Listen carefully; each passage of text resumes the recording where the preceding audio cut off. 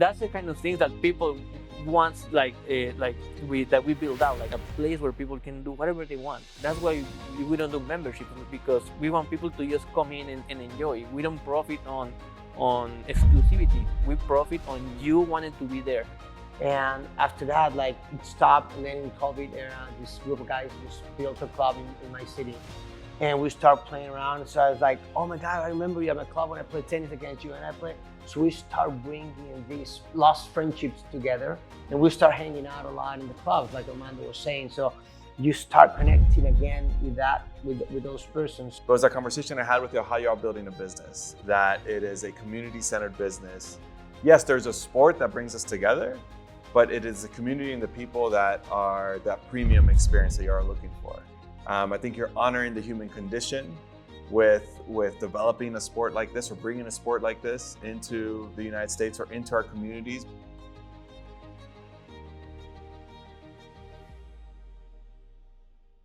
Welcome back to the Future Human Experience podcast. I am your host, Eric Rodriguez, and I am so excited for this upcoming episode. It's one of our most unique conversations that we have. We have the co-founders of Padel Pals here in Arizona, Carlos and Armando. Bienvenido a Future Human Experience. Muchas gracias, Eric. Sí. Thank you very much, Eric. Yes. Well, Carlos and Armando, let's start off this conversation. First off, we had a chance to connect not too long ago at your small business and what you guys are trying to do, but you're also trying to start a movement built around community here, but also around a sport, a very unique sport that I was personally introduced to this summer. I was in Ecuador visiting my family, and in the middle of the soccer World Cup Championship, the club soccer championship, which was all over TV, in between games, they were showing this sport that had so many fans rooting for the different countries, and it was called Padel. And I remember asking my dad, I was like, what is this? He's like, Eric, this is the most popular sports in all of Latin America and so other countries. And so when I had a chance to meet y'all, and y'all were saying, Eric, we're bringing these sports to the United States, I was like, oh my God, I need to know more. So tell us a little bit more about the sport. How did y'all connect, and how did y'all decide to bring this sport to the United States? Yeah, of course. So again, thank you for having us, Eric. Yeah. So about paddle. So what happened with pickleball in the US happened with paddle all over the world. Wow. During COVID, there was a boom of pickleball in the US. Paddle started booming in South America, Mexico, Europe. And now, after 5 years, things are starting to change, where pickleball is moving outside the US and paddle is coming into the Wow. US. So the reason we decided to bring paddle here was because, as you said, I've been playing paddle probably for 2 years with friends in Mexico or in Miami, and I can see how much fun they were having just by playing paddle. But after that, they will stay at their own clubs and grab a beer, dance, Yeah. or just have a conversation. Yeah. So instead of just staying for an hour for a match or an hour and a half, they will stay for 4 hours, just Sure. like spending time hanging Yeah. out. So that was so fun for me to watch, and that's when we decided, okay, let's build something like that in Phoenix, where we have there was nothing for paddle here. Never. Only one private course. I had the privilege to play there a few times, but we needed something more, like something bigger, something that Phoenix will feel proud of it. Yeah. And I think we were able to build something like that. I don't think y'all did. You absolutely did a fantastic job. I had an opportunity to go and visit this facility not so long ago. I was overwhelmed. So it's like a cinematic experience when you walk into your facility. Carlos, tell us a little bit more about how was that experience starting something, but more importantly, focusing on building a community around a business. So when that happened, in Mexico started to bring in all these groups of friends that haven't seen each other in a while. So that kind of start connecting people again. In my experience, what happened was I used to be a tennis player, growing up, and then I started playing paddle. They introduced me to paddle 8-9 years ago in a private also house. I'm from Mexico. And after that, it stopped. And then in COVID era, this group of guys just built a club in my city. And we start playing around. So I was like, oh my God, I remember you at my club when I played tennis against you. And I played. So we start bringing these lost friendships together. And we start hanging out a lot in the clubs, like Armando was saying. So you start connecting again with those persons. So after that, like I had a club in Mexico, and then I started coaching and start teaching. I start playing competition, like that bring me up that feeling again of competing in a social environment, Same. So after that, like Armando's mom came to me and like I want to learn, and I want to start, engaging with these friends that I have, and they start playing before me. So then she come and visit Armando, and it's like, oh my God, how a great city like Phoenix doesn't have a club, right? So that's when we start talking about, okay, what are we gonna do? How are we gonna build this? How are we gonna make a great space so people, so we can gather the most people together? So that's how we start, creating this club that you met. Yes. You got in there and you felt like, oh my God, this is just a lot of space. This is so nice. I feel this great vibe as soon as I came here. So we build a club that you can, like Armando said, be there, just not for play, but to hang after, before and after. So, I mean, that's how we think. It's we want to bring it up to the people, to the athletes or non-athletes. It's a very, very easy sport to play, and you can compete at any level. So that's what hooks you right away. Yeah, I mean, I had a chance to play for a little bit, and I was absolutely hooked. It was a really fun experience. I can't wait to be back. With that said, guys, one of the things that I think you'll bring up an excellent point that we've been having conversations on this podcast about, that as the future gets much more digitized, the human experience now becomes that premium experience, right? It becomes something that we thrive to go and experience every single day. And you bring up a great point that COVID probably accelerated that to a certain extent, is that we knew the future was going to get much more digitized. But when COVID hit, everything got digitized. And we just said, oh, we're now living in the 2030s. And we all thought that was normal, but it's not. And I think what y'all tapped into is into a very unique experience, but more importantly saying, if we're going to create a human experience, make sure it feels like a premium experience. Make sure it feels authentic and brings community together. And that's why I think not only I wanted to bring y'all on this platform, but more importantly, how y'all decided to build a business in the 21st century about community is very unique. That technology could go in all these accelerated paces, but y'all decided to build around community. But the other thing too, I think y'all highlighted to me not too long ago, which was, it also is a great way to, also to a certain extent, disconnect. There's a digital component to the experience, but it's also a great way to disconnect for an hour, 2 hours, and just be present with your colleagues. Tell me a little bit more about how was that moment for y'all? Yeah, so as you say, we cannot deny the digital transformation that we are living right now, that was accelerated by COVID. And we use digital tools for booking, accounting, for everything else. We even record and stream for our players, so we cannot deny that. But way before we were at this point in life, we used to have different areas where we can disconnect. Like before, you have your home, your work, and when I was younger, we used to go to the shopping malls. That's where people will disconnect and create that small community just to hang out, to shop, eat something. After COVID, I think things changed drastically, as you said. Now, the human experience is kind of in a premium right now. Because we don't have that third place. A lot of things shut down during COVID. People miss out that third place. You also will have your house and your work, but that third place where you can connect with other people became all digital. And now people are hanging out on their phones all day, and people are looking for those places where they can connect and create bonds. That's when when I was looking at those paddle clubs in Mexico and around the world, and seeing all these people they were using phone free. Exactly. They were phone free. That's right. They were just playing the sport. They were just having a casual conversation. Obviously, there was some phones there because people were recording something fun, but they were paying attention to each other. They were looking at the game. They were having a beer. They were having fun. They were making jokes. And then someone would call them and they will kill the joy. No, I'm just kidding. But Carlos said, it's free phone experience.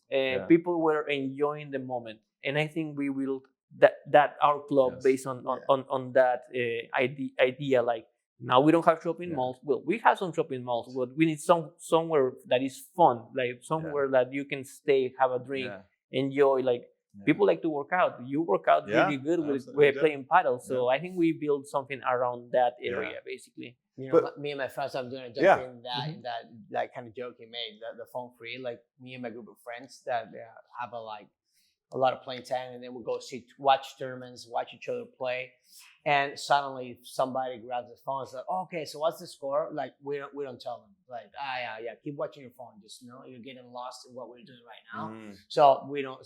So we give them a hard time when somebody grabs the phone. So now it's like if you grab your phone, it's like no, but okay, I need to just pay attention and catch up by myself. Right? So I think that's what's happening with this. I mean, there's a lot of sports, and in the United States, it's a very high sports athletes culture that they do around like forever, and it's great, right?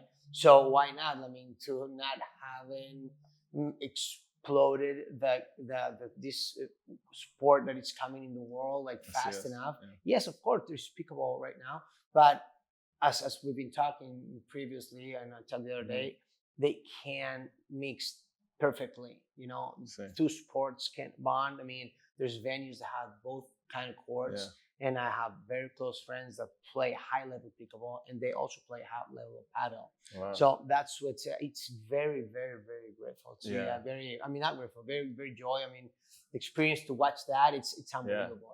So why not do it?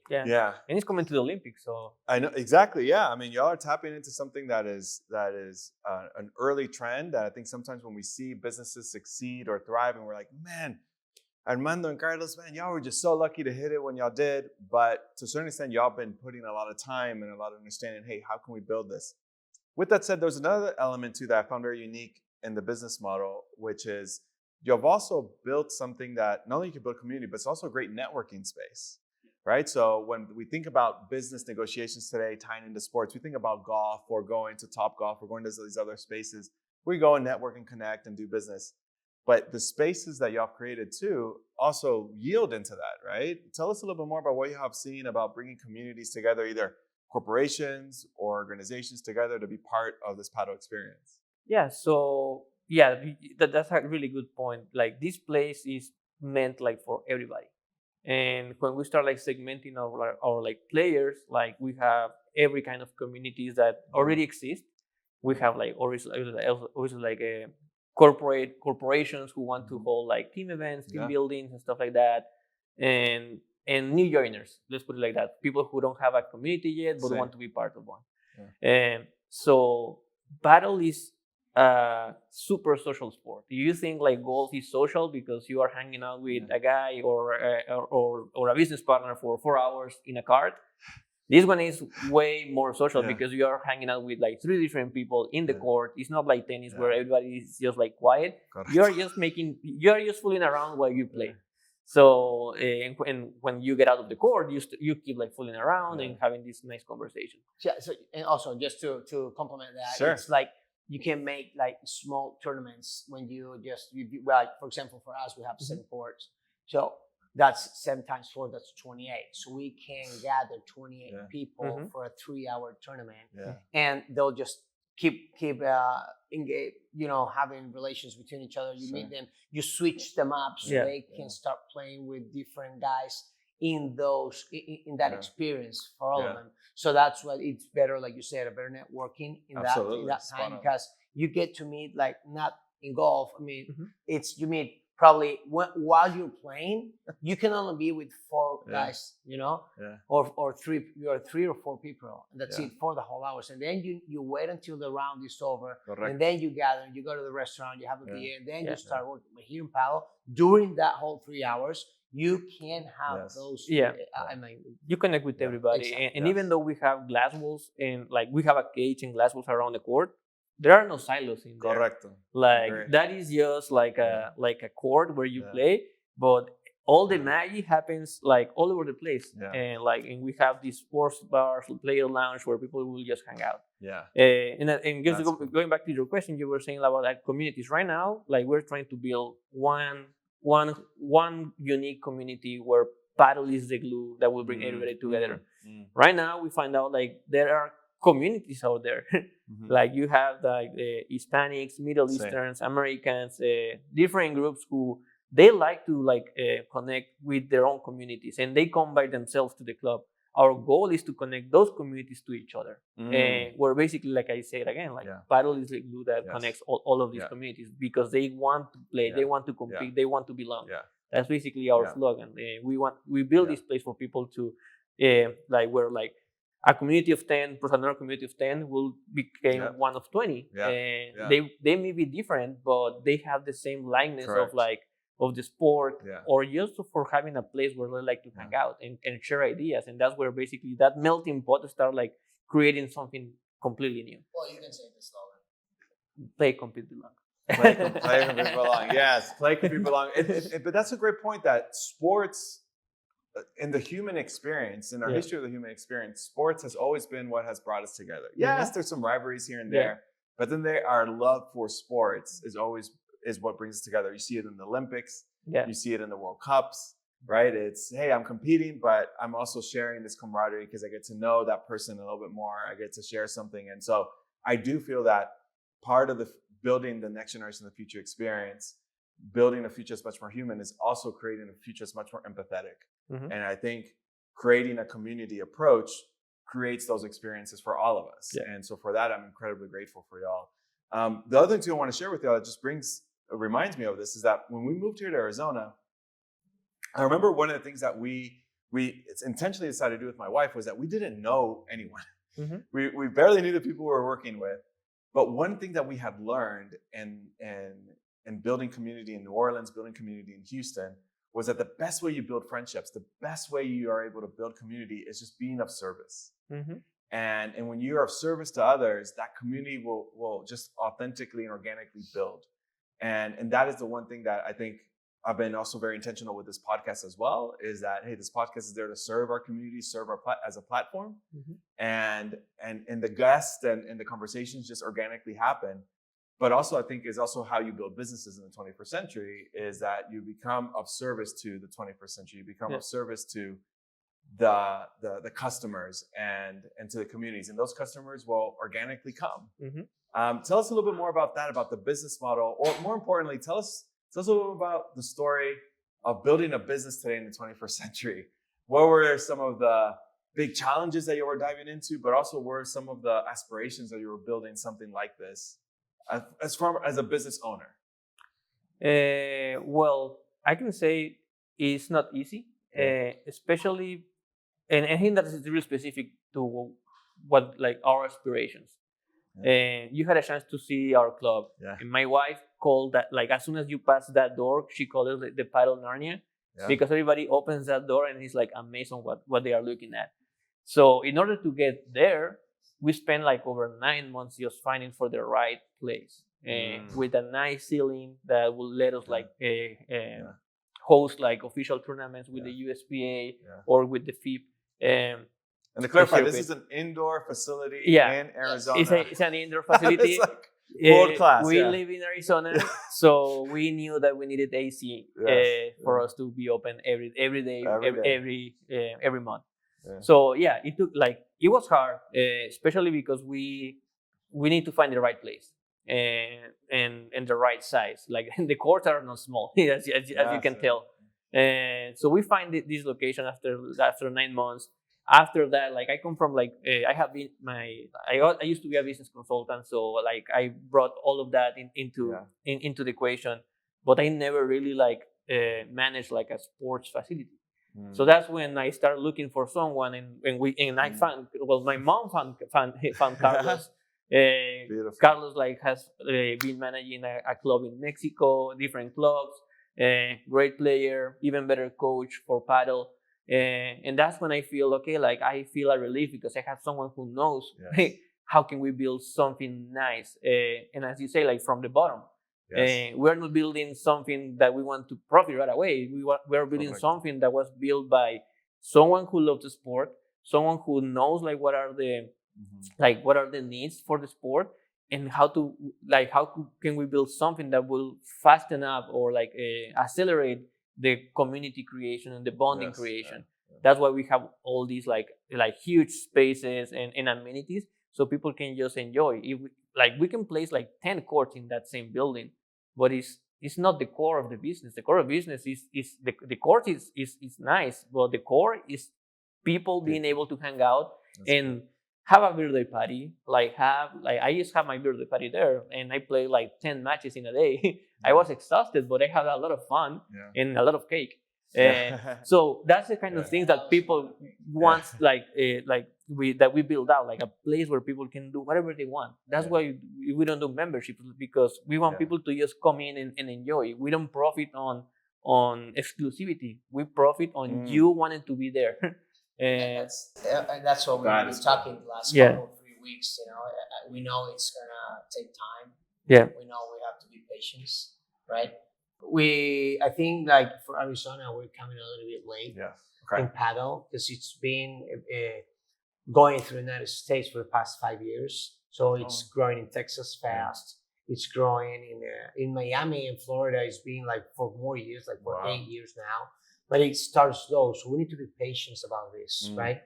And we cannot explain why we took it. Like it took too long for somebody to do this in Arizona or in Phoenix. There's another group in Tucson that started at the beginning of the year. So, but the thing is, we need people to play. That's what we're very focused on, not having memberships, like Armando was saying. We need people to play. So that's what's gonna get us like over the edge. Got it. And just to wrap up your question, like building a business in this century, well, at least for our vision, it wasn't easy, but finding the right partners make it a way easier than it was. So that's like right now, I think even like the government, with all the permitting that we were doing with them, and they are also embracing digital tools. So that's making it the process a way easier. But in terms of like building something, my recommendation is basically like, it's not good. Like it's going to be hard, but it's going to be extraordinarily exciting. And if you like partner with the right people, it's going to make that journey way easier. That's perfect. Yeah, so like the business of the 21st century, their challenges are absolutely, but the way that you navigate them is with the right people, the right human beings, the right connections, right? And who never knows? You might be meeting these people at your next paddle game as well. Yeah, right? 100%. So Eric, I have something for you. Oh, okay, yeah. Let's go. This is the price question section. Yeah, I was watching like the work you do and the passion you put into connecting humans, through this era of technology. And I was captured by one of your speeches that you were saying that like the kids, like usually people, we ask them what do they want to do when they grow up, and you make this question the other way, so that we need to ask kids, what do they think they can do to change the world? What problem they want to go solve. Exactly. So my question to you is, how do you think paddle is going to change this humanity? So how do I think paddle could play a role in making our experiences much more human? I think that was my aha moment when I walked in. When I walked in, of course, I saw the cinematic experience, of course. But it was a conversation I had with you, how you are building a business, that it is a community-centered business. Yes, there's a sport that brings us together, but it is the community and the people that are that premium experience that you are looking for. I think you're honoring the human condition with developing a sport like this, or bringing a sport like this into the United States, or into our communities, more importantly, into the 5th largest city in the country, one of the largest or fastest growing places in the world today. Y'all's location is not too far from one of the biggest investments that are happening in the world right now as well. Those multi-billion-dollar investments happening. So I think that's where this sport could come into play. As a parent también, I do aspire for the next generation to receive a world that's much more empathetic. And so I think sports plays a huge role in that as well. I'm excited to bring my family into the facilities as well. And because you want them to have more options, right? And so any type of sports, any type of activities that you could bring for the next generation, or just bring us for adults as well. As we were saying, that sometimes we just get, hooked on our phones or hooked on the algorithms. I think that's a very unique business proposition, and I think and again, there's like y'all said, there's a lot of technology tools that you use for your business, but the unique premium experience is something that technology can never replace. The partnerships, the friendships that you build, that is something that's irreplaceable. And so for that, I'm incredibly grateful for your leadership, for your passion to bring this activity, this sport, into our communities, because I just can't wait to see what happens. And we'll have y'all back in this conversation in the next few years, and we'll be talking about all the tournaments. It's going to be a completely different conversation, I hope. Yes. Yeah, it's going to be maybe a lot of funny stories about the ride until we get to like 1 year milestone. But Armando, Carlos, thank you so much de todo corazón for being part of the Future Human Experience. How can people stay connected with all of you? Tell us a little bit more about the website, social media. How can people stay connected with the business? You can find us online or at our Instagram page, which is padelpals.usa. Awesome. That's where we keep all of our updates. So if you want to join us, go into Instagram and you will see our weekly schedule and anything that you need. Wonderful. Yeah. We have WhatsApp phone numbers right there, and there's also the app, the Play Tummy we made. I mean, you need to download the app to book the course. To book the course, you know. And just to end up with a funny story, like in this technological era, our wives, like, I'm happy I'm married man. Yeah. And it was like, since I started playing paddle, before that, it's like, oh my God, you're always on your phone. Why we can have, and now it's like, what? You don't answer me? You all the time on your phone. So now you're playing paddle and you take your phone. Like, what's going on with you? Like, you can never win. They don't have a side. Yeah. But bueno, again, I'm excited for this episode to be watched, because I think y'all not only role model how you can build businesses in the 21st century, but also, of course, if you're in Arizona, please come along and join it. If you're one of the communities that's growing the sport, please attend these activities. But also, if you're interested in growing what a business in the 21st century could look like, again, we'll be able to connect y'all to Armando and Carlos. So again, chicos, thank you so much for being part of the Future Human Thanks to you, Eric, and thanks to the team. Thank you to the community. All right. Thank you for listening to this episode. I'm inspired to hear that these conversations are resonating within our communities, our organizations, our companies, and our households all around the world. If you found this conversation to be valuable, please take the time to like, subscribe, and share it with someone else. I do believe that as the future gets much more digitized, it gives us an opportunity to be much more human as well. And these conversations are part of that journey. So if you're enjoying the content on this channel, please check out these videos. Thank you.